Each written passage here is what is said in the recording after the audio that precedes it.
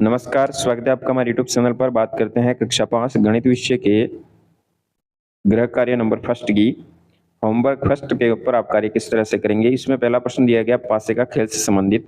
सांप सीढ़ी और लूडो के अंदर पासे का प्रयोग किया जाता है। इस पासे को आप ध्यानपूर्वक देखेंगे और इन प्रश्नों के आपको उत्तर देने हैं। इसमें पहला प्रश्न पूछा गया है पासे की आकृति घन जैसी होती है या घनाभ जैसी।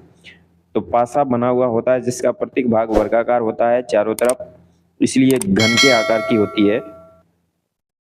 दूसरा प्रश्न पूछा गया है एक पासे में कितने फलक होते हैं।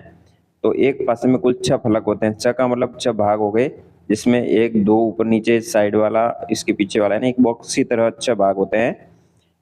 अंक 1 वाले फलक के विपरीत फलक पर कौन सा अंक होता है। 1 के विपरीत 6 नंबर होते हैं, जिसमें ये देख रहे होंगे ऊपर की तरफ 6 डॉट दिए गए हैं। तो 1 के विपरीत हमेशा 6 रहेंगे। पासे में हमेशा आमने सामने जो अंक दिए जाते हैं उनका योग 7 होता है। तो 1 और 6 7 होता है, इसलिए आमने सामने होंगे। फिर बात करते हैं अंक 3 वाले फलक के विपरीत फलक पर कौन सा अंक होगा। 3 के विपरीत 4 होगा, क्योंकि 4 के साथ 3 जोड़ने पर 7 होते हैं, तो 4 होगा। अंक 2 वाले फलक के विपरीत हमेशा 5 होगा। 2 के साथ 5 जोड़ने पर हमेशा 7 होंगे। और 1 के विपरीत होगा 6, तो ये भी 7 हो गए। तो इस तरह से ये एक दूसरे के विपरीत अंक होते हैं। एक पासे में विपरीत फलकों पर लिखे अंकों का योग हमेशा कितना होता है, तो वो 7 होता है। पासे में एक फलक के साथ 4 अन्य फलकों का किनारा लगता है तथा एक फलक के 4 पड़ोसी फलक होते हैं। अंक 2 वाले फलक के पड़ोसी फलकों में कौन कौन से अंक लिखे जाते हैं। 2 के पड़ोसी फलक यानी केवल एक को छोड़ के बाकी वाले, यानी 5 को छोड़ करके बाकी सभी इनके पड़ोसी होंगे। 1 3 4 6 की लगेगी। अंक 6 के फलक में कौन कौन से अंक लिखे जाएंगे, जिनका पड़ोसी फलकों से यानी किनारा लगता हो। 2 3 4 और 5। फिर अगला है अंक 3 वाले फलक के साथ कौन से फलक का कोई किनारा नहीं लगता है। तो वो है 4 का किनारा नहीं लगेगा, क्योंकि 4 इसके बिल्कुल विपरीत होता है। दूसरा प्रश्न दिया गया है, यहाँ कुछ आकृतियां दी गई है, इन आकृतियों को नीचे दिए गए निर्देशानुसार आपको कार्य करना है। पहला प्रश्न दिया है वक्रीय फलक वाली आकृतियों के नीचे स्टार बनाना। तो वक्रीय फलक आकृति नंबर 1 2 3 4 में दिया गया है। फिर आयताकार फलक वाली आकृतियों में नीला रंग भरना है, तो यहाँ पे आपको ब्लू कलर भरना है। ये आयताकार वाली है दोनों।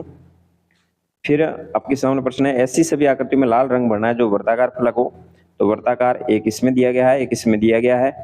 इसमें भी वर्ताकार फलक है, शंकु में भी आपको यहाँ पे लाल रंग भर सकते हैं, लेकिन यहाँ पे दोनों फलक वर्ताकार है वो पूछा गया है, तो आपको केवल यहाँ बेलन के अंदर ही भरना है।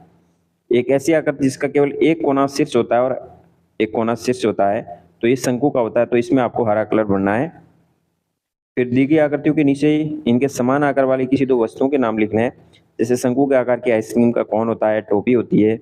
गेंद के आकार की जैसे गेंद भी होती है, संतरा भी होता है गोले के आकार का। फिर यहाँ डिब्बा बोतल बेलन के आकार का होता है। घन के आकार का पासा होता है, बर्फ का टुकड़ा हो सकता है। घनाभ के आकार की किताब हो सकती है, ईंट हो सकती है। तो इस तरह से ये 2 वस्तुओं के नाम आप लिख सकेंगे। फिर बात करते हैं गृह कार्य नंबर 2 की।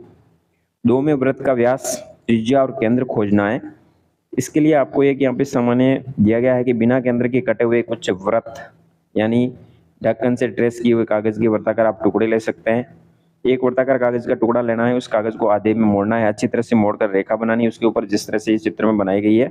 इसको मोड़कर खोलिए और एक धागे के उपयोग से मोड़ की गई रेखा को नापिए। तो मान लो उस रेखा को आप नापते हो, आपके अनुसार जितनी लंबाई आती है वहां लिखनी है। जैसे कि हमने किया था प्रयोग, उसमें 10 सेंटीमीटर आई। अब अपने कागज को एक अलग प्रकार से आधे में मोड़िए, फिर अलग तरीके से वापस आधे में मोड़ना है। इस मोड़ को खोलिए और एक धागे के उपयोग से वापस उसी रेखा को भी नापना है, तो वो भी 10 सेंटीमीटर ही आएगी। इससे पुनः अलग प्रकार से आधे में मोड़िए और अच्छी तरह से मोड़ की रेखा बनाइए। इस मोड़ को खोलिए और एक धागे के उपयोग से रेखा को, यानी कहीं से भी आप मोड़ोगे हमेशा ही वही समान दूरी आएगी। फिर बात करते हैं रिक्त स्थानों की पूर्ति करनी है। मोड़ की सभी रेखाओं की लंबाइयां समान होगी। ये मोड़ की रेखा है वृत्त का व्यास कहलाती है, यानी परिधि को आमने सामने मिलाती है और केंद्र से होकर के जाती है, तो वो व्यास होता है।